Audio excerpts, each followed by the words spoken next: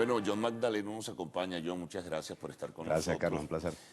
No es fácil, estos temas se hacen cada día más confusos o más complejos y la verdad que se han generado fisuras, diferencias dentro del seno de la oposición por la forma en cómo se ha manejado y lo que hasta ahora ha podido alcanzarse, pues, frágilmente para muchos en este proceso de conversaciones con el gobierno. ¿Cómo lo interpretas? ¿Qué lectura le estás dando a todo esto? Bueno, lo primero, Carlos, es que el momento en el que se inician las conversaciones era un momento en el que la oposición estaba intentando elevarle el costo al gobierno en virtud de la suspensión del proceso de recolección de firmas, que ocurre primero mediado por una sentencia de la Sala Electoral del TSJ, luego unas sentencias de 7 tribunales menores, instancias inferiores de estados y finalmente la decisión del CNE de acatar a estas instancias suponiendo que se trata de un poder aparentemente, supuestamente autónoma. Así que me parece que el momento no es bueno, el momento en el que la oposición lo hace no es bueno. Se dice que el Vaticano ejerció cierta presión para que la oposición se sentara en la mesa, Sí. pero un negociador puede escoger la fecha en la cual se sienta, digamos. Claro. Así que eso en el fondo es, en mi opinión, una decisión estratégica que pudo haber tenido, como en efecto lo está teniendo, unos costos relevantes. Lo segundo es... bueno, ¿cómo ocurre, cómo transcurren las conversaciones? ¿Quién encuadra el debate acerca de los avances de la mesa? Y me parece que en este territorio también el gobierno está teniendo la ventaja. A ver, uno puede entender la racionalidad política que está detrás de sentarse en la mesa de diálogo. O sea, es difícil de tragar, el contexto no es positivo para que la oposición se hubiera sentado, el momento tampoco fue bueno. El hecho de que el gobierno esté encuadrando el debate de la forma como lo hace tampoco es positivo para la imagen de la oposición. Que se hayan puesto de relieve las diferencias que en efecto hay respecto a esta materia entre la oposición tampoco es bueno porque comunica descoordinación y aún así uno puede decir, bueno, hay una racionalidad política.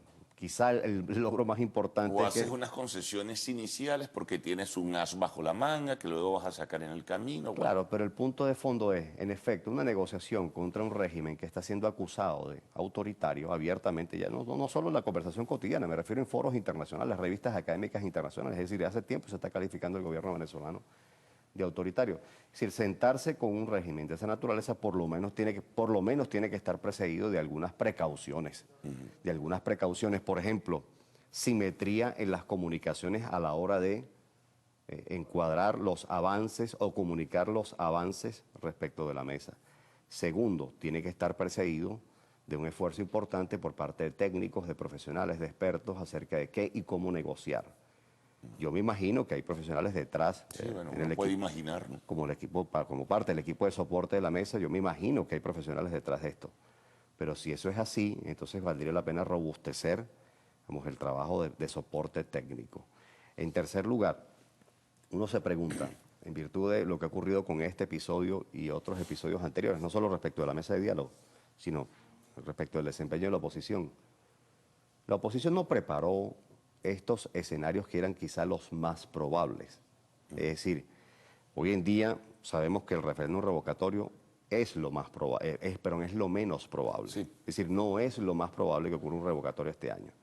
El momento en el que se produce la mesa de diálogo te sugiere que el gobierno básicamente está intentando llegar al 10 de enero a como de lugar. Sí. El presidente Maduro adelanta las Me elecciones. parece que lo va a lograr. Adelanta las elecciones. Desde el 31 de octubre anuncia que se prende la Cruz del Ávila el 1 de noviembre, Sí. cuando en Caracas se había prendido la Cruz del Ávila. Es decir, el desespero Adelanto de Navidad. porque el ánimo festivo llegue, digamos, es bastante claro. Así que lo que va luciendo es que el gobierno va alcanzando sus objetivos básicos, es decir, postergar la discusión acerca de una consulta electoral, que es el territorio que más le conviene Ahí vamos a a la detenernos porque oposición, ahí y está... segundo, comprar tiempo hasta el 10 de enero, es Claro. decir, asegurar su permanencia de cara a 2018. Claro, ahora, todo lo medular evidentemente es lo del cronograma electoral. Ya fuese, que parece improbable, como tú lo señalas, un referéndum revocatorio este año, tal vez alguno en 2017, pero poco probable también, y un adelanto de elecciones que el gobierno va por descartado porque considera que es inconstitucional. Es decir, se están cerrando los caminos de una salida electoral que pudiera, y estamos en un plano exclusivamente de especulaciones, empujar a una consulta electoral que no sean las pautadas por el CNE y que sea una consulta que tenga que ver con la figura del Poder Ejecutivo. Lo que pudiera precipitar una consulta es una crisis política y económica de mayor envergadura. Bueno, algunos la pronostican, ¿no? Bueno, puede ser, Carlos, pero el problema es que, y esto sí es importante comunicárselo a la audiencia, tú estás lidiando con un régimen autoritario. Es decir, las transiciones de regímenes autoritarios a democracia se inician con una crisis severa del autoritarismo, pero sobre todo cuando hay una fisura de envergadura en la coalición dominante. Y eso es lo que yo veo que todavía no termina de ocurrir. Hay disidencias, hay desacuerdos cada vez más públicos entre factores del chavismo. Pero no una fractura abierta. Pero aún no hay una fractura. Entonces el punto es, si a mí me preguntaran cuál sería el principal objetivo del liderazgo de oposición, ese es un punto clave. Ahora, ¿cómo tú puedes provocar legítimamente, es decir, de buen modo, una creciente distancia de sectores del chavismo respecto del gobierno? Apelando a valores en los que ellos aún que puedan creer. Y esa no es una tarea sencilla. Por otro lado, ofreciéndole incentivos para que el cambio los beneficie. Sí. Y esa tampoco es una tarea sencilla. Así que no es un momento fácil el que le está tocando a Venezuela y mucho menos a la oposición. El asunto, el problema de fondo en este momento para mí en la oposición no es tanto que se haya sentado, que ya dije, lo hizo en mi opinión en un momento inadecuado, en un contexto inadecuado, está encuadrando, manejando muy mal las comunicaciones.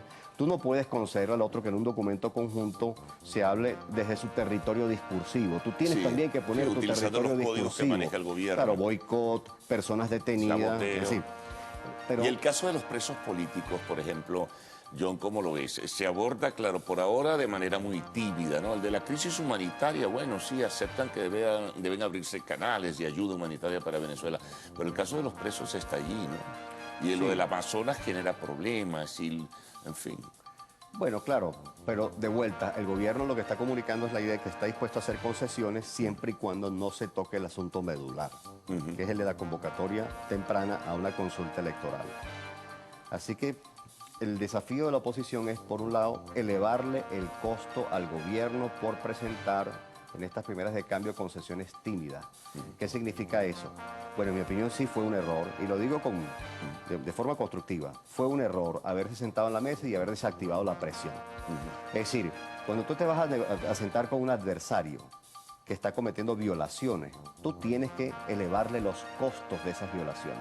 Si eso no tiene costo, él no tiene ningún incentivo para conceder mucho más de lo que en efecto en principio estaría dispuesto a hacer. Bueno, ya veremos. Esto se pone complicado, ¿no? Definitivamente. Sí, bueno, John, muchas gracias por haber compartido con nosotros. La pausa, el retorno, el segmento de lo actual.